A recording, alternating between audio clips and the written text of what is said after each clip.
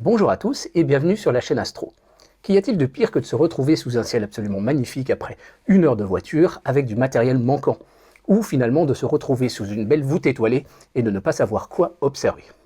Aujourd'hui, je vous propose de balayer en 20 points clés les préparatifs de votre soirée astro, mais également de vos vacances d'été ou finalement de partir en week-end, par exemple pour un rassemblement astro comme les rencontres astronomiques du printemps ou autres, malheureusement annulées cette année, mais néanmoins, le conseil reste tout à fait valable.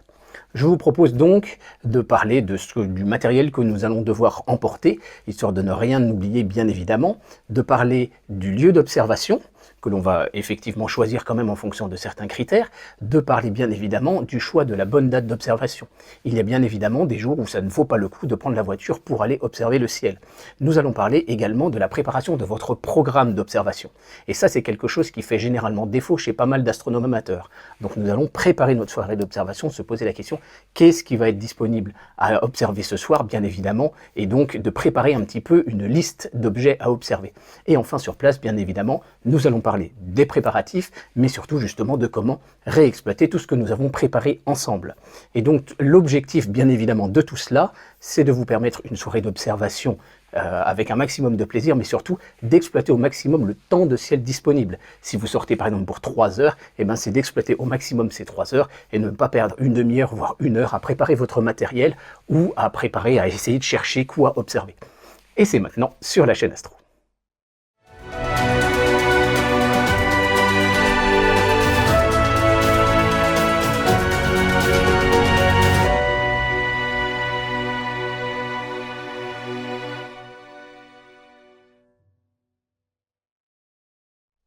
Commençons donc par notre premier point, le matériel, les accessoires, qu'est-ce qu'il faut emporter avec vous? Alors je ne vous propose pas une checklist absolue, une checklist exhaustive bien évidemment, puisque je ne sais pas par avance le matériel que vous avez. Mais néanmoins, je vous conseillerais de vous faire votre propre checklist en fonction de votre matériel, et de savoir si vous faites de l'astrophotographie, de l'observation simplement, voire de l'astrodessin. Donc la première chose bien évidemment c'est d'avoir le matériel et quasiment tout votre matériel, en tout cas tout ce que vous avez obligatoirement besoin pour observer. Le télescope lui-même bien évidemment, mais également ses accessoires optiques comme les oculaires, les barlots, etc., les filtres à ne pas oublier, les accessoires non optiques, je pense par exemple au collimateur laser ou au Cheshire si vous devez régler votre instrument dans le cas d'un télescope, donc un miroir à régler. Voilà, parler également bien évidemment des piles pour ces différents accessoires et en particulier pour votre chercheur point rouge, ça pourrait être problématique de ne plus avoir de batterie. Si vous faites de l'astrophotographie, n'oubliez pas de prendre bien évidemment votre imageur, de prendre le nécessaire pour nettoyer également. Vous avez un tutoriel sur la chaîne donc pour vous indiquer comment nettoyer le capteur de votre appareil photo. De ne pas oublier bien sûr les cartes mémoire, ça m'est déjà arrivé, et de vous assurer qu'elles aient de l'espace libre. Et de ne pas oublier bien évidemment les batteries ou les fausses batteries qui seront nécessaires. Ne pas oublier bien évidemment aussi l'alimentation globale de la motorisation de votre télescope et donc vous assurer que les powerbanks soient bien donc rechargés. Si vous faites de l'astrodessin, n'oubliez pas d'avoir un support, d'avoir une lumière rouge, si possible fixe, et pas seulement une frontale par exemple, parce que quand vous allez remonter la tête, vous allez envoyer la frontale chez les copains. Pensez bien évidemment, crayon, papier, etc., tout le matériel dont vous avez besoin. Donc je ne saurais que vous inviter à faire votre checklist, mais il y a un grand rappel que j'aimerais vous donner, c'est qu'en fait votre matériel doit être tout le temps prêt. Si jamais vous avez un copain ou le membre d'un club, etc., qui vous dit « Ah, on part dans une demi-heure ou une heure pour aller faire une soirée astro, est-ce que tu es dispo, est-ce que ça t'intéresse ?» Il ne faudrait pas qu'il vous faille 2 à 3 heures pour préparer votre matériel. Votre matériel doit toujours être prêt, même pour une observation de chez vous, si par exemple vous avez un événement astronomique assez intéressant. Donc préparez votre checklist, c'est vraiment le conseil que je peux vous donner. Deuxième rappel important concernant la rosée. La rosée peut arriver un peu en toute saison, en hiver, mais aussi beaucoup en été, notamment s'il a plu pendant la journée, etc., ou si vous partez à proximité d'une rivière ou d'un lac, etc. Raison pour laquelle, par exemple, j'ai des bâches de protection, donc c'est de la couverture de survie, sur mon télescope, mais vous savez qu'il existe des bandes chauffantes pour les appareils de photo ou pour les lunettes ou les Schmitt casse-grains. Il existe également des tapis en mousse ou des jupes supérieures pour protéger l'entrée de votre instrument.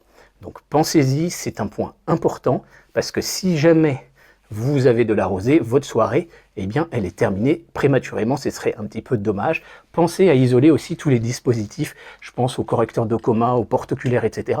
Parce que la conductivité thermique de tout cet ensemble en métal qui est à l'extérieur de votre instrument peut amener de la rosée à l'intérieur, à l'entrée par exemple d'un correcteur de coma. Ça m'est déjà arrivé. Troisième point, se protéger du froid. Il est très très important d'être bien équipé à ce niveau-là. J'ai un épisode complet qui vous donnera plein de listes d'accessoires à acheter, et pensez également à la lampe frontale rouge. Là aussi, j'ai un épisode, j'ai trouvé un modèle de lampe frontale qui est vraiment super top, puisque c'est une lampe frontale qui est rechargeable par USB. Si vous êtes sur le terrain, vous allez pouvoir donc la recharger si jamais vous avez un petit problème sur le terrain.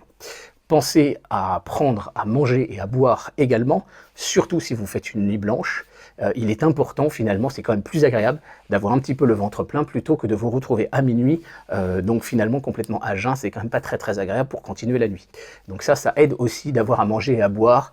Voilà, il y en a qui font du thé vert, il y en a qui font plein de choses, etc. Pensez-y, c'est très important.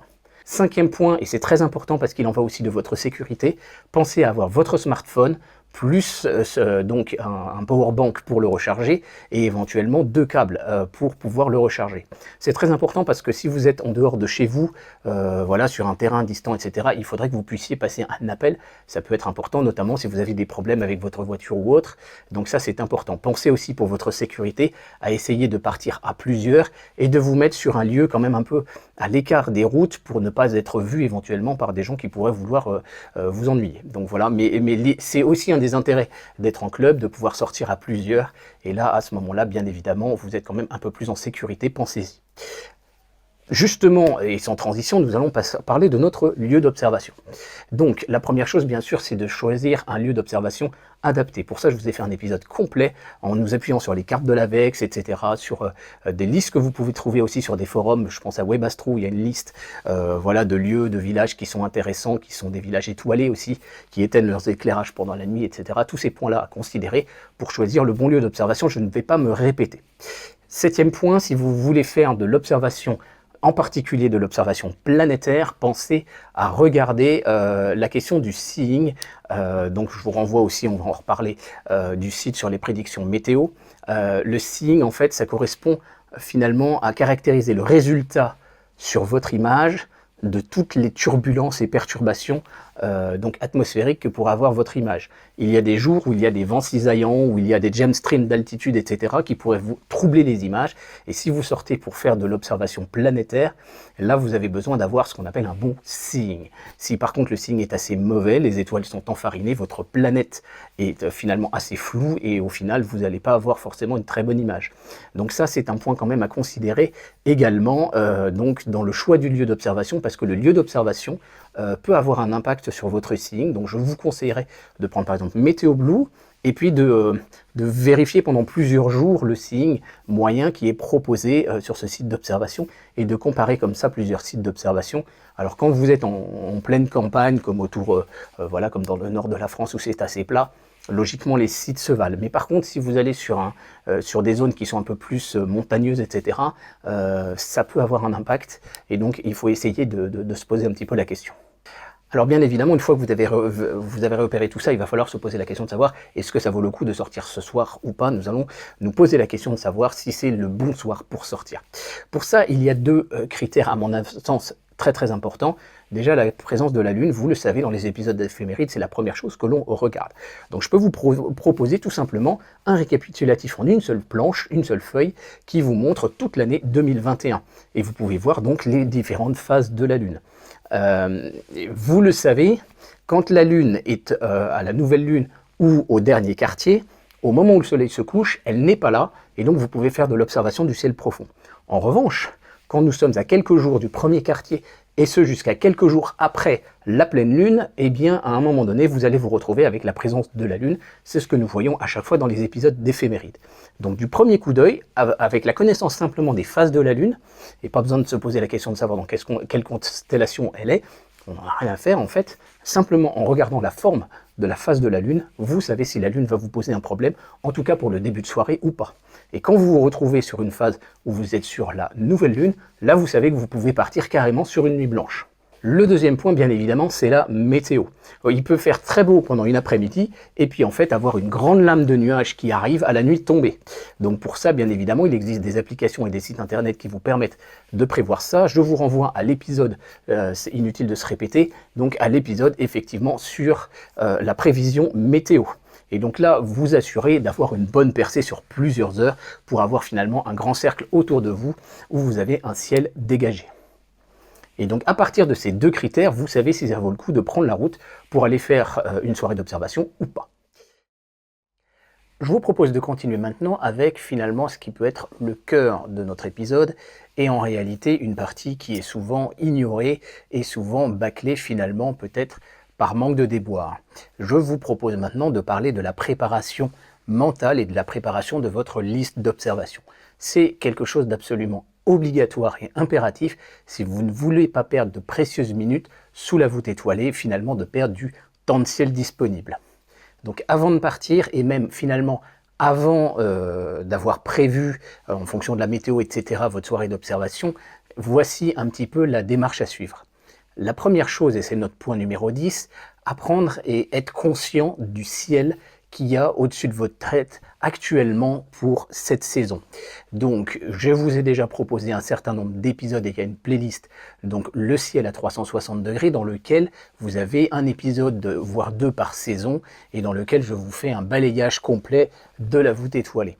Donc, vous savez très bien, par exemple, que les constellations d'hiver ne sont pas visibles en été et vice-versa. Et par exemple, les constellations d'hiver, on va trouver un certain nombre d'objets comme des amas ouverts ou des belles nébuleuses. Le ciel de printemps est plutôt consacré aux galaxies. C'est un petit peu ce genre de choses. Et puis apprendre finalement à connaître un petit peu les constellations. Et là, vous pouvez aussi vous appuyer sur mes épisodes de constellations. Vous pouvez vous appuyer également sur l'épisode donc confectionner, préparer vos cartes du ciel, dans lequel je vous donne plus de 14 liens sur des atlas du ciel gratuits à télécharger et imprimer. Vous aurez finalement de quoi vous préparer mentalement donc pour ces soirées d'observation. 11e point, vous fixez aussi un objectif à moyen terme. Par exemple, quand on débute, on essaye d'observer tous les objets du catalogue de Messier. C'est un bon petit challenge pour apprendre à observer des amas d'étoiles, des nébuleuses, des galaxies, et finalement prendre un peu d'expérience et aussi apprendre à savoir un petit peu quelles sont les performances de votre instrument au regard de ces chiffres de magnitude, de dimension, etc. que vous voyez dans les catalogues. Alors il existe d'autres catalogues bien sûr que le catalogue de Messier, je peux vous donner quelques idées. Vous avez par exemple des catalogues d'étoiles doubles, vous avez aussi des catalogues d'étoiles variables. Je vous renvoie aux épisodes de Laurent Oumar sur le sujet, c'est un fin observateur et vous pouvez lui faire confiance. Vous avez d'autres catalogues, le catalogue NGC, le catalogue IC, le catalogue ARP, etc., qui vous donneront aussi d'autres idées de cibles. Et au fur et à mesure où vous allez progresser, vous allez vous dire « Ah ouais, cet objet-là, je l'ai observé, donc celui-là, je peux l'observer également ». Un ami du club astronomique de la région lilloise, par exemple, est passionné par l'observation des astérismes. Ce sont des groupes d'étoiles qui, en apparence, pourraient être liées les unes aux autres. On pourrait penser à un petit amas d'étoiles, et en réalité, ces étoiles n'ont aucun rapport les unes avec les autres, tout comme les étoiles finalement qui forment nos constellations, elles n'ont aucun rapport avec les autres. Je vous renvoie à un épisode de la chaîne Astronomo, qui montre comment faire une maquette 3D d'une constellation, et l'exemple est assez parlant. Je vous mets le lien dans la description. Donc après ça, je vous propose en 12e point de nous intéresser aux éphémérides. Il est super important de se poser la question effectivement des phénomènes, on va dire un peu plus transitoires, que vous allez pouvoir observer. Et pour ça, c'est aussi une des raisons pour lesquelles je vous sors chaque semaine les épisodes d'éphémérides. On ne peut pas en effet tout prévoir à l'avance, même si certains phénomènes sont tout à fait prédictibles, comme les essaims d'étoiles filantes, comme la présence ou pas d'une planète ou de la Lune. Il y a d'autres phénomènes qui sont impossibles à prédire. Ça peut être l'apparition d'une nova, l'apparition d'une supernova, ou éventuellement l'arrivée d'une comète que l'on vient de découvrir. C'était le cas de la comète Neowise l'été dernier. Donc bien sûr, c'est la raison pour laquelle j'enregistre ces épisodes au dernier moment, raison pour laquelle quelquefois ils sortent un tout petit peu en retard. Voilà. Ces épisodes d'éphémérides, bien évidemment, il y a quand même des choses que l'on peut se préparer mentalement. Je peux vous montrer un exemple. Voici à côté de moi ce que l'on appelle les élongations des planètes. Ça vous indique finalement la distance angulaire des planètes par rapport au Soleil. vous allez pouvoir repérer tout de suite les élongations Est et Ouest de Mercure ou de Vénus. Vous allez pouvoir repérer aussi globalement les positions de Mars, Jupiter et Saturne. Si maintenant je prends ces deux élongations, qui sont donc centrées sur le Soleil, et que je les inverse, vous allez pouvoir voir finalement le déroulé, le développé de la voûte céleste d'ouest en est, et donc pouvoir repérer au fur et à mesure de la nuit la position des planètes. Ce graphe-là, donc c'est ça que je vous montre aussi avec les diamètres apparents des planètes dans les épisodes d'éphémérides. Et donc vous pouvez repérer les élongations, vous pouvez repérer sur la partie droite du graphe qui correspond donc à l'élongation Est que l'on voit au tout début de la nuit avec le soleil qui vient de se coucher, vous pouvez repérer sur la partie droite, donc la moitié droite, toutes les planètes qui sont immédiatement observables au moment de la nuit de tomber. Et quand la nuit va continuer à tourner, quand le ciel va continuer à tourner au fur et à mesure de la nuit, l'ensemble va se décaler vers la droite, et donc les planètes vont se lever et vous allez pouvoir les repérer. Inutile donc de se poser la question de savoir dans quelle constellation se trouvent les planètes, parce que ces planètes, pour la majorité, sont toutes visibles à l'œil nu, pas de difficulté. Uranus et Neptune, ce sera un peu plus difficile, mais là, vous utilisez de toute façon une application pour smartphone, parce que, clairement, pendant la phase de recherche, vous allez les confondre avec les étoiles. Inutile donc de vous prendre la tête, simplement, cette vision que je vous montre dans les épisodes d'éphémérides vous suffit largement à repérer immédiatement les planètes qui sont actuellement observables. Dans les éphémérides, on s'intéresse également au passage de la Station Spatiale Internationale. Vous avez le site Heaven Above dont je vous parle à chaque fois. 13e point, 13e conseil, je peux vous recommander à chaque fois de visionner les épisodes Vos photos du mois. Et finalement à vous intéresser plus globalement à cet aspect-là. Pourquoi? Parce que les épisodes Vos photos du mois vous montrent des objets qui ont été photographiés finalement, on va dire, maximum 1 mois et demi, peut-être maximum vraiment 2 mois avant votre soirée d'observation. Conséquence, il y a toute chance que ces objets soient encore observables pendant votre nuit d'observation, ça peut vous donner des idées. En plus de ça, à chaque fois j'insiste pour mettre le nom de l'auteur de la photo, mais le nom de la cible, et puis les temps de pause, etc. Donc ça peut vous donner aussi une idée comparative en vous disant, tiens, il a fait cette photo avec un 150-750, j'en ai un aussi, donc je peux faire la même photo. Je vous inviterai justement dans la droite lignée, donc c'est notre 14e point, à vous intéresser au forum Webastro, AstroSurf et Astronautes, mais également au groupe sur Facebook, puisque là également vous allez pouvoir y voir énormément de photos et donc d'idées effectivement de cibles à observer ou à photographier. Ça nous amène à un 15e point, ce sont aussi des applications qui vous permettent de préparer vos soirées d'observation. Des applications sur PC, il y en a. Des applications sur smartphone également vous proposent des idées. Et également, il y a des applications pour préparer une liste. Vous avez Astrogénérateur avec un épisode donc proposé par Laurent Oumar sur la chaîne Astronomie à la lunette. Vous le trouverez dans la playlist justement Préparer une soirée d'observation. Vous pouvez le faire avec Prism, qui est un logiciel payant, et vous avez une vidéo de Guillaume de la chaîne Astronaute, et vous avez aussi un autre site internet, Astronomus, je crois, Astronomus, voilà, je ne sais plus le nom du site, pardonnez-moi, donc de Ludo de la chaîne Pause donc également dans la playlist.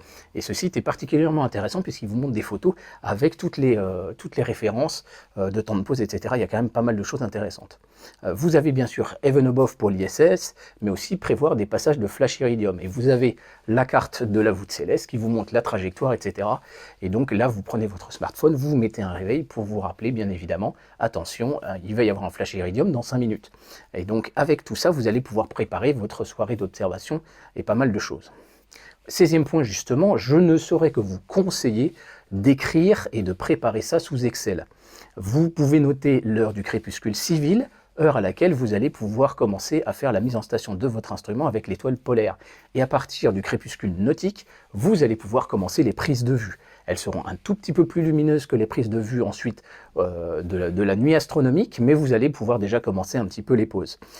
Entre cette période de crépuscule civil et crépuscule nautique, vous allez pouvoir préparer votre instrument complètement, c'est-à-dire faire la collimation, faire la mise au point avec le masque de Bahtinov, etc. Bien sûr, on considère que la mise en température, vous êtes arrivé quand même un peu plus en avance. Globalement, je vous conseille d'arriver finalement avant le coucher du soleil. C'est toujours plus facile de bien voir le site pour pouvoir trouver un bon dégagement, etc. Donc, vous avez pas mal d'étapes de préparation et justement, on va en parler. La première logique quand vous arrivez sur place, c'est de bien vous préparer, effectivement. Ceci dit, sur cette liste-là, vous allez donc noter les heures et vous allez noter « je vais photographier cette cible » pendant une demi-heure. La toute première, je vous conseille de ne pas dépasser une demi-heure, parce que votre instrument n'est peut-être pas forcément complètement à température et la mise au point va bouger. Ensuite, de vérifier la mise au point, etc. Dans votre état, et donc, vous allez additionner ma prise de vue, 5 minutes pour passer à la prise de vue suivante, ma prise de vue, 5 minutes pour passer à la vue suivante, etc.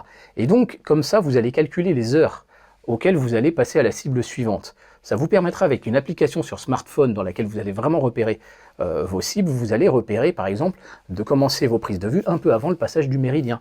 Si vous avez une monture équatoriale allemande aussi, vous pouvez vous jouer du retournement de méridien de votre monture. Ce genre de choses, justement, vous pouvez complètement le prévoir au départ, donc avec votre smartphone, tranquillement, finalement, sur votre bureau, et ne pas être en panique au moment de vous retrouver donc sous le ciel réel. Et donc vous faites toute votre liste comme ça, et par exemple, quand je suis allé aux Nuits astronomiques de Touraine il y a quelques années, au moment où je photographiais tous les objets du catalogue de Messier, je m'étais fixé de tous les photographier en quelques mois, il m'a fallu 9 mois pour le faire, et bien j'ai pu photographier 17 objets du catalogue de Messier en une seule soirée, parce que j'avais prévu justement ma liste et j'avais mes timings, etc. Donc c'est un moyen de pouvoir être efficace. Bien évidemment, la précipitation nuit à la qualité globale des images. Plus on reste longtemps sur une cible, mieux c'est. Pensez par contre, si vous ne faites pas de dithering, toutes les quelques minutes, par exemple, si vous avez un autoguidage, eh bien de vous décaler un peu de quelques pixels, ça permettra d'améliorer au final l'image. Et donc, nous arrivons donc sur place pour notre soirée d'observation. Alors, le premier conseil que je pourrais vous donner, avant de partir de chez vous, par exemple, mettez déjà le télescope dehors, qu'il commence à se mettre à température, et dans la voiture, ne mettez pas le chauffage. Mettez plutôt l'instrument dans le coffre pour essayer de l'isoler par rapport au reste de la voiture. Ça peut être une possibilité, mais en tout cas, l'objectif, c'est d'essayer de ne pas trop réchauffer l'instrument avant de vous retrouver sous votre ciel. Vous allez donc prendre le temps de bien installer votre instrument. Et ça, tout temps que vous allez prendre pour bien préparer l'instrument sera un gain de temps ensuite. Et donc bien préparer votre instrument, ça veut dire trouver un sol bien stable, bien planter les pieds de votre monture, bien faire la mise à niveau, bien faire votre mise en station, votre collimation, etc. Ne bâclez pas ces étapes. Et puis je ne saurais que vous conseiller, moi-même je ne le faisais pas, d'utiliser justement les fonctions que Astronucon nous a montrées en live, donc les fonctions d'étalonnage et de vérification de la mise en station de votre logiciel d'autoguidage. Ça vous permettra également d'améliorer finalement la qualité de vos prises de vue. Une fois que votre matériel est donc bien prêt, vous allez pouvoir commencer votre nuit d'observation ou d'astrophotographie. Là-dessus, utilisez donc votre atlas et la liste que vous vous êtes fixée. Vous pouvez également utiliser un smartphone, ça vous permettra de vous aider face à l'orientation globalement de la zone, etc. Ça peut vous aider aussi, mais attention à l'écran du smartphone, ça nuit forcément à l'acuité visuelle, et donc forcément, si vous êtes en train de faire de l'observation vraiment du ciel très profond, avec des choses extrêmement plus lumineuses, il est plutôt préférable de travailler avec une petite lampe rouge. Attention aux frontales qui sont quand même très très lumineuses pour certaines. Vous avez également, c'est notre 19e point, des montures donc GoTo qui vous propose une fonction de tour. C'est-à-dire qu'elle vous propose automatiquement une liste d'objets à observer. En fait, quand vous avez fait le marathon de Messier, vous avez déjà fait ça par vous-même finalement. Le marathon de Messier étant classé justement pour prendre en compte la rotation de la voûte céleste au fur et à mesure de la nuit. Si vous avez l'habitude de pratiquer le marathon de Messier, j'ai envie de dire que le jour où vous vous retrouvez sous un ciel comme ça, quelle que soit un petit peu la saison, vous avez déjà mentalement un petit peu l'idée en disant « Ok, je peux faire celui-là, celui-là, celui-là, celui-là, celui-là, celui-là, celui-là, celui-là, celui-là, celui-là. » Et vous allez déjà faire un petit peu ça, mais il y a des montures équatoriales qui vous le proposent. Donc pourquoi pas en profiter, en particulier si vous avez des amis et que vous faites une petite soirée comme ça d'observation privée avec les copains. Et le dernier point, qui est plus valable quand vous êtes en club ou quand vous êtes à une star party, c'est-à-dire des rassemblements astro, c'est d'écouter ce qui se passe autour de vous. Je vous prends un exemple, donc aux rencontres web astro qui ont lieu l'été, dans les Alpes, eh bien, j'étais encore un petit peu débutant et j'ai entendu certains astronomes amateurs qui parlaient, donc ils étaient plutôt avec des télescopes de 300-400 mm de diamètre, et parlaient du quintet de Stéphan. C'est un groupe de 5 galaxies dans la constellation de Pégase. Et c'est un groupe qui est un petit peu un juge de paix aussi pour la qualité du ciel et la qualité d'un instrument. À l'époque, quand j'y étais, je n'avais que mon télescope de 200 pour faire de la photo, j'étais parti en train, mais L'idée m'est restée un petit peu en tête, et quand j'ai eu mon télescope de 400 mm, je l'ai braqué sur la quintette de Stéphan, et je l'ai aussi photographié aussi avec le 200, et ça a été une surprise assez intéressante, et en tout cas ça permet de mieux connaître son instrument et un petit peu ce que l'on est en droit d'attendre. Donc sachez écouter parce que s'ils sont ils sont plusieurs à se braquer sur la même cible, eh bien allez aussi sur la même cible, regardez ce que vous avez dans votre instrument, et allez voir dans le télescope des autres, ce qu'on appelle le TDA, et comparez un petit peu. Voilà, lui avec son 300 il a ça, moi j'ai un 200, j'ai ça. Et donc ça vous donnera aussi un petit peu une idée de ce qui est finalement observable avec votre instrument, alors que vous pouviez croire que ce n'était pas observable, et vous vous disiez, bah non, mon télescope il est trop petit, je ne peux pas observer. Un télescope de 200 par rapport à un télescope de 300, on peut avoir une image de même luminosité, mais juste un peu plus petite en termes de zoom. Donc il y a quand même des choses qui sont il y a beaucoup plus de choses qui sont observables avec votre instrument que vous pouvez forcément le croire. Donc voilà, je pense que nous avons fait le tour un petit peu de ces 20 points clés pour bien préparer une soirée astro. Vous avez peut-être d'autres conseils, écrivez-les dans l'espace commentaire, ça peut toujours être intéressant pour chacun. Et bien évidemment, comme à chacun de mes épisodes, on ne peut pas forcément tout savoir et tout prévoir, je peux avoir fait des petites erreurs. N'oubliez pas de lire les commentaires des uns et des autres. Ces 20 points clés, aujourd'hui, je ne peux pas vous les donner de façon écrite, et en fait, j'ai bien remarqué qu'il y a un certain nombre d'informations dont je vous parle dans les épisodes, puis l'étape des temps de pause, etc. Il faudrait que je puisse vous donner de façon écrite. J'ai une bonne nouvelle pour vous, je suis en train de travailler sur un site internet sur lequel vous allez pouvoir trouver toutes ces informations, des cartes et des choses comme ça. Vous allez pouvoir aussi retrouver les éphémérides de façon écrite, avec le calendrier que je vous ai montré de toutes les phases de la Lune, les éphémérides pour la semaine en cours et la semaine suivante de façon écrite, etc.